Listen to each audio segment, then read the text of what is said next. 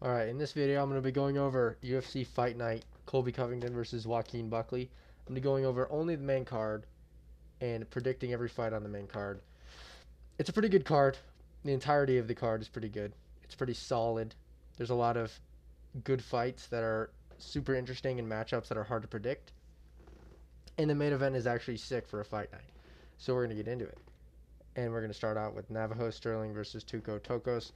So I'm going to base this pick off of a lot of momentum for Navajo Sterling. He's coming off of 4 knockout wins, one in the Contender Series most recently in the second round, against guys that are not that good, but not, I mean, some of them were not that good. But this guy that he just beat in the Contender Series he wasn't the worst fighter of all time. And Tuco Tokos is coming off of a loss, and I just don't think he's that good. So I think that Navajo Sterling is going to win this fight from a momentum boost, and he's going to probably TKO Tuco Tokos. That's hard to say. In the first or second round. That's what I think is going to happen in this fight. So yeah, next. Daniel Marcos versus Adrian Yanez. This one is really hard to predict, actually,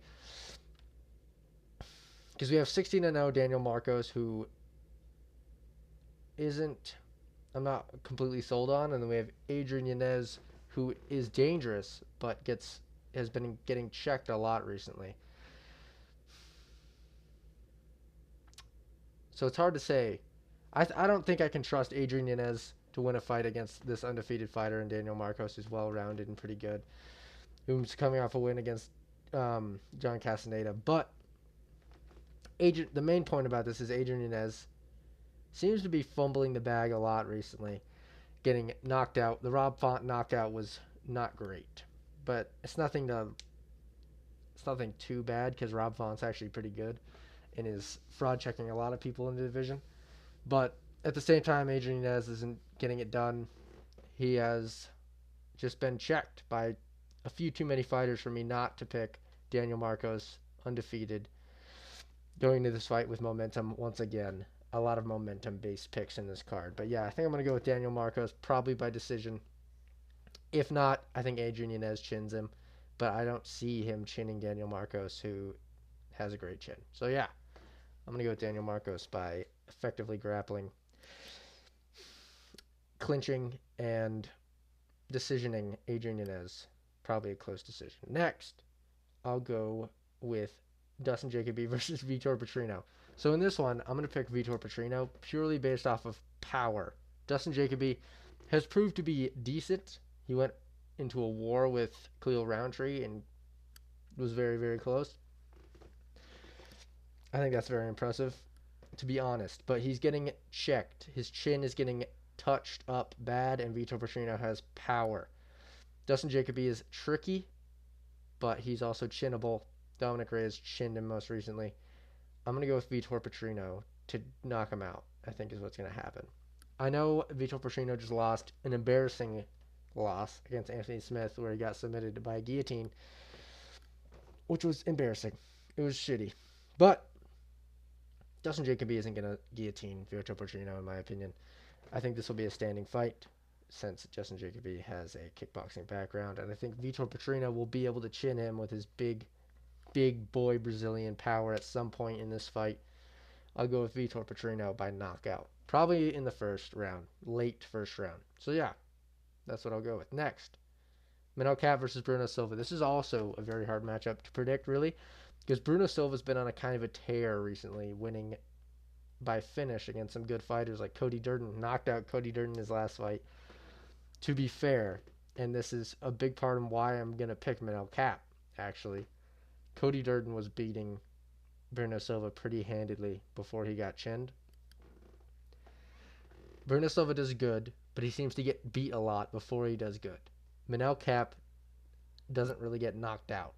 I don't see Bruno Silva knocking out Manel Kape, and if it's going to go to a decision with someone that fierce and has a lot of tenacity like Manel Kape, I think that Kape will be able to get this one done by decision. Or maybe a finish. He could finish him. But in terms of potential to finish, Manel Kape has it. I don't think Bruno Silva can finish Manel Kape. And he is overall good, well-rounded fighter. And I think Manel Cap's going to win. And then I think they should make Kai Asakura versus Manel Cap the rematch in the UFC. I think that's sick. That's not why I'm basing. That's not why I'm picking Manel Cap, though. I just think he's going to win, probably.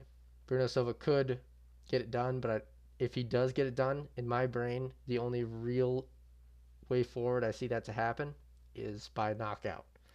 And you don't really see Manel Cap getting knocked out. So I'll go with Manel Cap to win by decision, basically. Well-rounded, doesn't get chinned. Bruno Silva kind of gets beat up and then wins, so I'll go with Manel Cap on this one. Next, Cub Swanson versus Billy Quarantillo. So I'm going to go with the obvious pick in my mind. It doesn't really make sense to pick Billy Quarantillo, to be honest. I'm picking Cub Swanson, the gritty veteran, to get this one done against Billy, who's not good at all, in my opinion. I think he's shitty. I think he's been knocked out bad too many times. He's not gritty. Cub Swanson is a gritty vet who can volume punch the fuck out of you. And Billy Quarantillo isn't going to fucking knock out Cub Swanson. He could grapple him, maybe. I don't see that happening. Cub Swanson is... I know he's had some close fights recently. I think both of them could have probably gone the other guy's way. But I think Cub Swanson is good enough to beat Billy Quarantillo at this point in his career. He's not bad at all at fighting. He's very good. He's very seasoned. He's used to these war-type fights.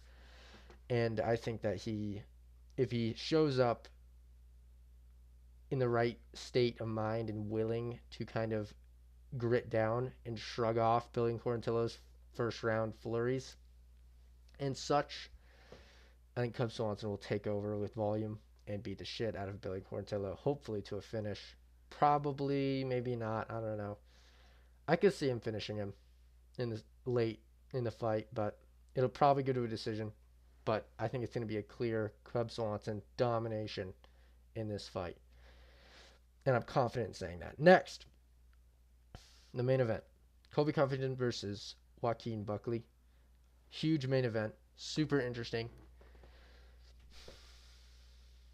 But it's very simple for me to predict this fight, I think. I think I'm going to go with Joaquin Buckley by knockout.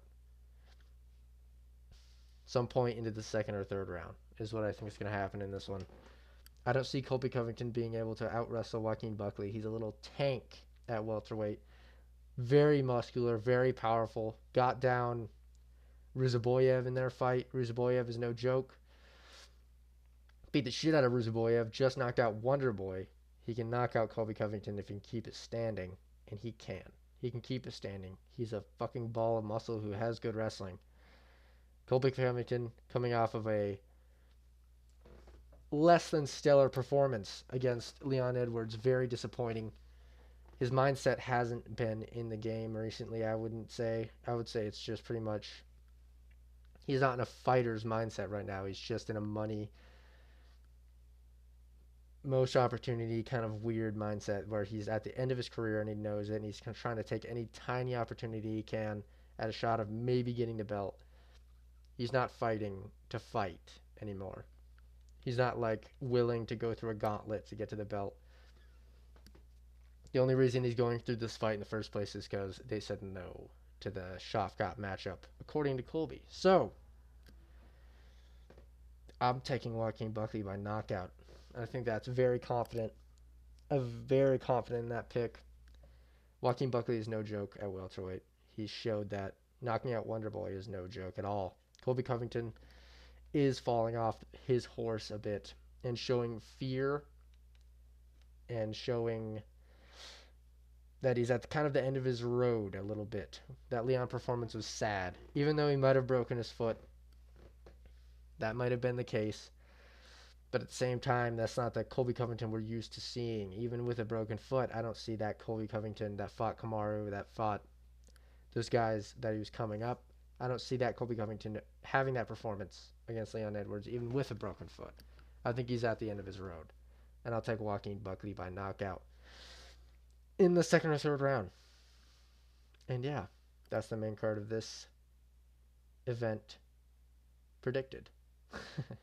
And I'll see you soon.